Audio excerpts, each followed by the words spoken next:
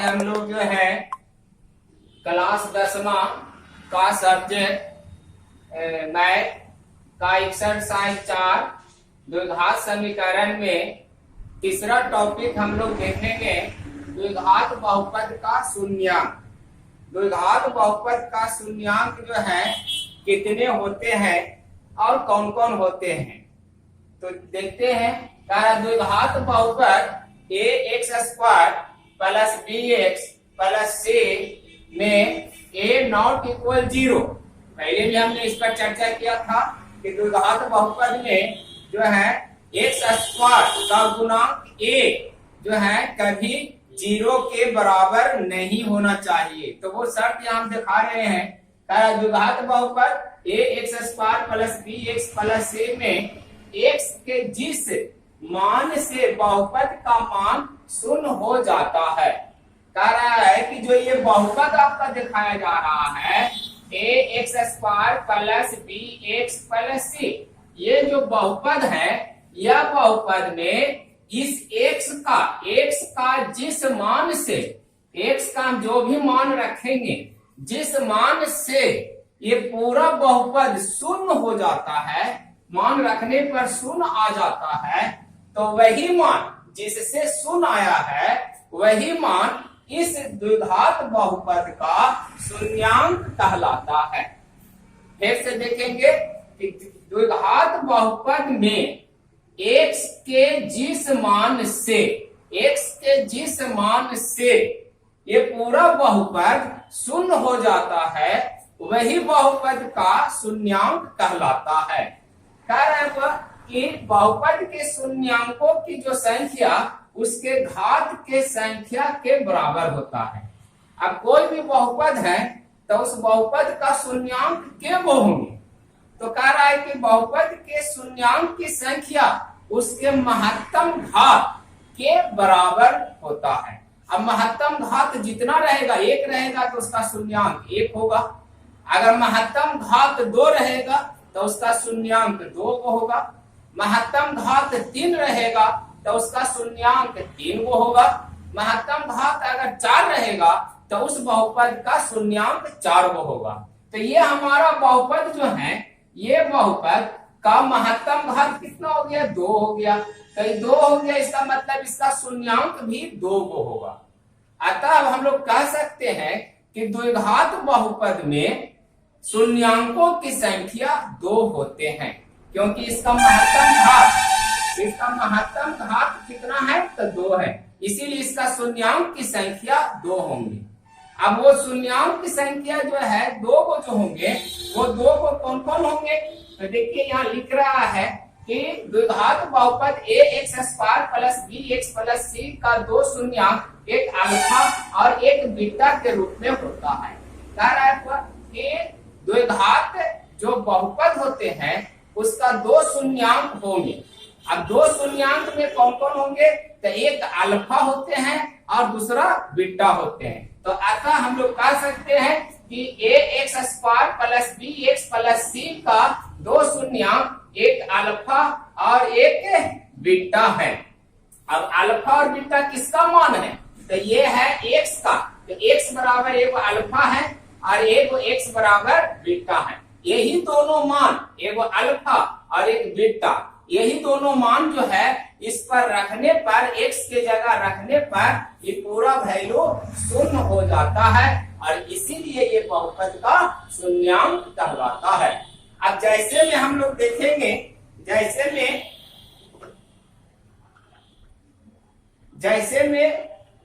एक हिसाब लेते हैं आपको। जैसे में आपका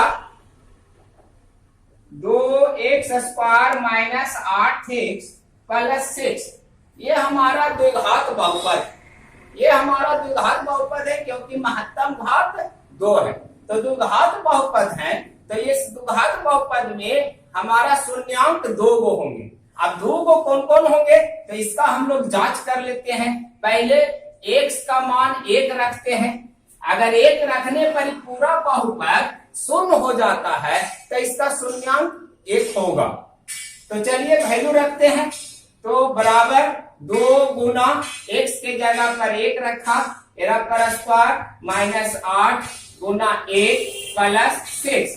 अब आगे बढ़ते हैं, 1 का स्क्वायर 1 गुना 2 इक्वल टू 2 माइनस 8 गुना 1 8 प्लस 6। यहाँ पर जो है 8 में से 2 गया माइनस 6 प्लस 6 कट गया इक्वल टू 0। यहाँ देखिए जो है हमने इस बहुपद में 2x square minus 8x plus 6 में x बराबर 1 रखा, तो ये पूरा वैल्यू को 0 कर दिया। इसका मतलब हो गया कि इस बहुपद का एक शून्यांक 1 है, अर्थात यही एक जो है एगो अल्फा आपका हो गया। अब दूसरा हमको निकालना है बीटा, तो इसी प्रकार से और भी हम संख्या रख सकते हैं। 2 रखेंगे, अगर 0 हो गया तो उसका शून्यांक 2 होगा, अगर 2 रखा शून्यांक 0 नहीं आया तो उसका शून्यांक नहीं होगा। फिर 3 रख के देखेंगे, 3 पर अगर शून्यांक गया तो शून्यांक होगा, अगर कोई संख्या आ गई तो शून्यांक नहीं होगा। तो जो अगला निकलेगा वो आपका बीटा निकलेगा। तो इस तरह से जो है हर द्विघात बहुपद का 2 शून्यांक होते हैं, और वही शून्यांक होते हैं जो बहुपद में x के जगह पर मान रखने पर उसको शून्य कर देता है, उसका पूरा वैल्यू शून्य में ले आता है, तो वह मान उस बहुपद का शून्यांक कहलाता है। तो यहाँ से हम लोग कह सकते हैं कि बहुपद का शून्यांक कौन हो गया? बहुपद का शून्यांक वो 1 हो गया, तो बहुपद का एक शून्यांक 1 हो गया। अब इसी प्रकार हम लोग जो है और भी संख्या रख के देख सकते हैं कि हाँ और कितना पर 0 होता है। एक और संख्या आप रखिएगा उस पर 0 हो जाएगा, तो जिसे हमने यहाँ पर रखा वैसे और भी संख्या रख के जांच कर सकते हैं। तो इस तरह से हम लोग ने देखा कि बहुपद द्विघात बहुपद में जिस मान से पूरे बहुपद शून्य में हो जाता है, शून्य में बदल देता है, उसका मान जिस मान को रखने से पूरा बहुपद शून्य हो जाता है, मान शून्य आ जाता है, तो वही संख्या उस बहुपद का शून्यांक कहलाता है। वही संख्या उस बहुपद का शून्यांक होता है। जैसे में हम लोग ने करके देखा कि ये जो है 2x square minus 8x plus 6 में x बराबर हमने 1 रखा, तो यहाँ पर शून्य आपका आ गया। अब इसी प्रकार आप जो है x बराबर अगर 2 मान रख के देखते हैं आता है कि नहीं आता है, इसकी जांच हो जाएगी। तो यहाँ पर हम लोग 2 रखेंगे, अभी x के जगह पर 2 रखेंगे, तो 2 यहाँ पर इंटू है, और x के जगह पर 2 का स्क्वायर माइनस 8 गुना, यहाँ गुना हो गया 2 प्लस 6, यहाँ 2 गुना 2 का स्क्वायर 4 हो गया, माइनस 8 दूनी 16 हो गया प्लस 6। अब यहाँ 4 दूनी 8 हो गया, अब माइनस 16 प्लस 6। अब जो है 16 में से 8 गया, 8 बचा माइनस के प्लस 6 इक्वल टू -2। यहाँ पर रिजल्ट क्या आ गया? -2 आ गया।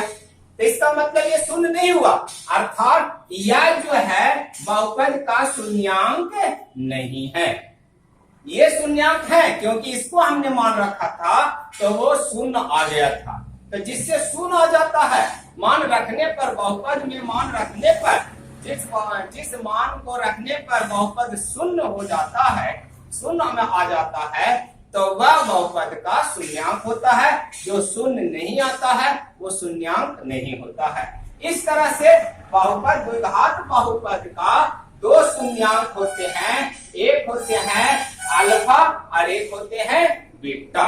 तो इस तरह से हम लोग ने देखा कि द्विघात बहुपद में 2 शून्यांक होते हैं, एक अल्फा और एक बीटा होते हैं। अब हम लोग देखेंगे द्विघात समीकरण का मूल। तो द्विघात समीकरण का मूल जो है आपको किसको कहेंगे? तो द्विघात समीकरण का मूल कहता है कि द्विघात बहुपद ax² plus bx plus c के शून्यांक ही द्विघात समीकरण का जो है द्विघात समीकरण ax² plus bx plus c बराबर 0 के मूल कहलाते हैं। कहने का मतलब हुआ कि जो बहुपद में बहुपद जो है आपका a x square plus b x plus c का जो शून्यांक होंगे, इसका जो शून्यांक होंगे, बहुपद का जो शून्यांक होते हैं, बहुपद का जो शून्यांक होते हैं, द्विघात बहुपद का जो शून्यांक होते हैं, वही शून्यांक उस द्विघात समीकरण का मूल कहलाता है। जो द्विघात बहुपद का जो शून्यांक होते हैं, द्विघात बहुपद का जो शून्यांक होंगे, वही शून्यांक द्विघात समीकरण का मूल कहलाता है। अब यहाँ पर देखिए हमने लिखा है द्विघात बहुपद क्या है, a x square plus b x plus c, ये हमारा बहुपद है, द्विघात बहुपद। A x square plus b x plus c हमारा द्विघात बहुपद है। अब इसका दो शून्यांक हमारा कौन होते हैं, अल्फा और बीटा। तो इसका जो शून्यांक होंगे अल्फा और बीटा, अब इसी समीकरण का, अब यहाँ देखिए समीकरण है, यहाँ जो है आपका समीकरण है द्विघात समीकरण a x square plus b x plus c बराबर 0। तो इसका जो शून्यांक है, ये बहुपद हुए द्विघात बहुपद, ये क्या हो गए द्विघात समीकरण। इसका जो शून्यांक होंगे वो इसका मूल कहलाएंगे। अर्थात कह सकते हैं कि जो द्विघात बहुपद का शून्यांक होता है वही द्विघात समीकरण का मूल कहलाता है, वही द्विघात समीकरण का मूल कहलाएगा। अगर द्विघात बहुपद बोल रहे हैं तो वहां पर हम उसको शून्यांक कहेंगे, अगर द्विघात समीकरण कर रहे हैं तो वही उसका मूल होगा। अर्थात यहाँ से x के जिस वास्तविक मान से द्विघात समीकरण a x square plus b x plus c का मान 0 कर देता है, माने x का जिस मान से द्विघात समीकरण जो रहेंगे a x square plus b x plus c, ये पूरा का मान कुछ हो जाना चाहिए, 0 हो जाना चाहिए। द्विघात समीकरण में x का जिस मान से द्विघात समीकरण a x square plus b x plus c का मान 0 हो जाता है, वही वास्तविक मान द्विघात समीकरण का मूल कहलाता है। यही चीज हमने यहाँ पर बोला, जिसे द्विघात बहुपद में द्विघात बहुपद में जिस मान से द्विघात बहुपद का पूरा मान शून्य हो जाता है तो द्विघात बहुपद का शून्यांक कहलाता है। लेकिन यहाँ समीकरण बोल रहे हैं तो समीकरण में शून्यांक नहीं बल्कि उसको हम लोग मूल कहते हैं। तो कह रहा x के जिस वास्तविक मान से द्विघात समीकरण a x square plus b x plus c का मान 0 हो जाता है, वही वास्तविक मान इस द्विघात समीकरण का मूल कहलाता है। इसी को हम लोग मूल कहते हैं। तो जब यहाँ पर जो है शून्यांक 2 होते हैं तो द्विघात समीकरण का भी मूल 2 होंगे। यहाँ पर देखिए अगर द्विघात समीकरण a x square plus b x plus c बराबर 0 का 2 मूल होंगे, यहाँ पर भी 2 ही मूल होंगे, क्योंकि यहाँ पर इसका भी 2 शून्यांक हो रहा, तो वही मान से यहाँ पर 2 मूल इसका निकल रहे हैं। तो यहाँ पर अल्फा बीटा होते हैं, यहाँ पर भी द्विघात समीकरण का भी 2 मूल होंगे, एक अल्फा होंगे और एक बीटा होते हैं। इस तरह से अब ये हमारा जो क्वेश्चन है, जैसे अभी हम यहाँ पर दिखाए कि 2x square minus 8x plus 6 बराबर 0 का मूल कौन होंगे। तो यहाँ पर जैसे अभी हमने यहाँ पर मान रख के दिखाया कि यहाँ पर हम लोग x बराबर 1 रखेंगे, तो x बराबर 1 रखेंगे तो 2 गुना 1 का स्क्वायर माइनस 8 गुना 1 प्लस 6। अब यहाँ पर जो है बराबर 2 माइनस 8 प्लस 6 बराबर 8 में से 2 गया 6 माइनस में प्लस 6 कट गया इक्वल टू 0। तो इससे किससे ये द्विघात समीकरण किससे 0 आया, 1 से। तो यहाँ लिख सकते हैं अतः करके कि द्विघात समीकरण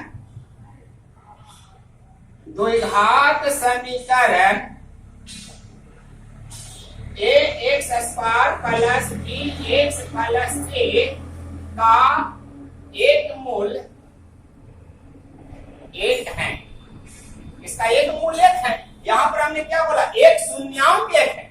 यहाँ पर हमने, क्योंकि ये बहुपद है, यहाँ पर हमने बहुपद बनाया, लेकिन यहाँ पर हमने द्विघात समीकरण बनाया। तो इस द्विघात बहुपद को एक शून्यांक एक है, लेकिन यहाँ पर हमने क्या बोला, द्विघात समीकरण ax² plus bx plus c का एक मूल आपका एक है। सॉरी, यहाँ पर जो है लिखाएगा 2x² माइनस 8x प्लस 6 का एक मूल एक है। यहाँ पर इसका एक मूल एक है।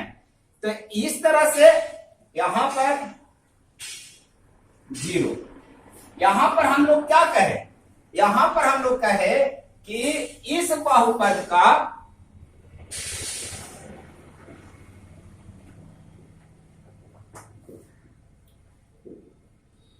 ये चूंकि बहुपद था, तो ये बहुपद हमने x बराबर 1 रखा, तो ये 0 हो गया। तो 0 हो गया तो बहुपद यहां पर हम लोग बोलेंगे बहुपद 2x² माइनस 8x प्लस 6 का एक शून्यांक बराबर 1 है। यहां पर क्या बोलेंगे, द्विघात समीकरण 2x² माइनस 8x प्लस 6 बराबर 0 का एक मूल एक है। अब इसमें भी एक रखने पर 0 हो गया, इसमें भी एक रखने पर 0 हो गया। तो ये चूंकि बहुपद था, इसीलिए इसको हमने शून्यांक बोला कि इसका एक शून्यांक एक है। ये द्विघात समीकरण है, इसीलिए इसको हमने लिखा का एक मूल एक है। अब इस तरह से और भी इस पे रख सकते हैं, जिस संख्या से ये द्विघात समीकरण, जिस संख्या से, वास्तविक संख्या से ये द्विघात समीकरण का मान शून्य हो जाता है, वही संख्या इस द्विघात समीकरण का मूल कहलाएगा। और द्विघात समीकरण का मूल के होते हैं, तो 2 होते हैं, एक होते हैं अल्फा और एक होते हैं बीटा। यहाँ पर आपको देखिए यहाँ लिखा हुआ है, एक अल्फा और दूसरा बीटा होते हैं। तो अब तक ने हम लोग ने क्या देखा कि द्विघात बहुपद का शून्यांक, तो द्विघात बहुपद का शून्यांक जिस वास्तविक मान से द्विघात बहुपद शून्य हो जाता है, वही द्विघात बहुपद का शून्यांक कहलाता है। और द्विघात बहुपद का शून्यांक 2 होते हैं, एक अल्फा होते हैं और एक बीटा होते हैं। दूसरा हमने देखा द्विघात समीकरण का मूल, तब कह जिस x का जिस वास्तविक मान से द्विघात समीकरण का मान शून्य हो जाता है, वही मान द्विघात समीकरण का मूल कहलाता है। अतः द्विघात समीकरण का भी 2 मूल होते हैं, एक होते हैं अल्फा और दूसरा होते हैं बीटा। तो इस तरह से हम लोग जो है ये द्विघात बहुपद का मूल हो गया, और ये द्विघात बहुपद का शून्यांक हो गया, और ये द्विघात बहुपद का मूल हो गया, द्विघात समीकरण का मूल हो गया। तो इस तरह से अब आप लोग स्पष्ट हो गए कि द्विघात बहुपद का शून्यांक के होते हैं, 2 होते हैं, एक अल्फा होते हैं और दूसरा बीटा होते हैं। उसी प्रकार द्विघात समीकरण का जो है मूल 2 होते हैं, एक अल्फा होते हैं और दूसरा बीटा होते हैं। तो अब आप लोग स्पष्ट रूप से समझ गए होंगे कि द्विघात बहुपद का 2 शून्यांक अल्फा और बीटा। तो इसी प्रकार द्विघात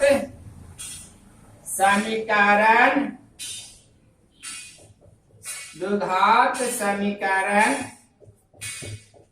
का 2 मूल अल्फा और बीटा, ये भी अल्फा और बीटा होते हैं। तो ये फाइनल याद रखने का चीज है कि द्विघात बहुपद का 2 शून्यांक अल्फा और बीटा होते हैं, और द्विघात समीकरण का 2 मूल अल्फे और बीटा होते हैं। अब इस पर हम लोग जो है नेक्स्ट आगे इस पर हिसाब देखेंगे कि द्विघात समीकरण का मूल हैं या नहीं, इसका जांच करेंगे। कैसे जांच होगा ये हम करके आपको दिखा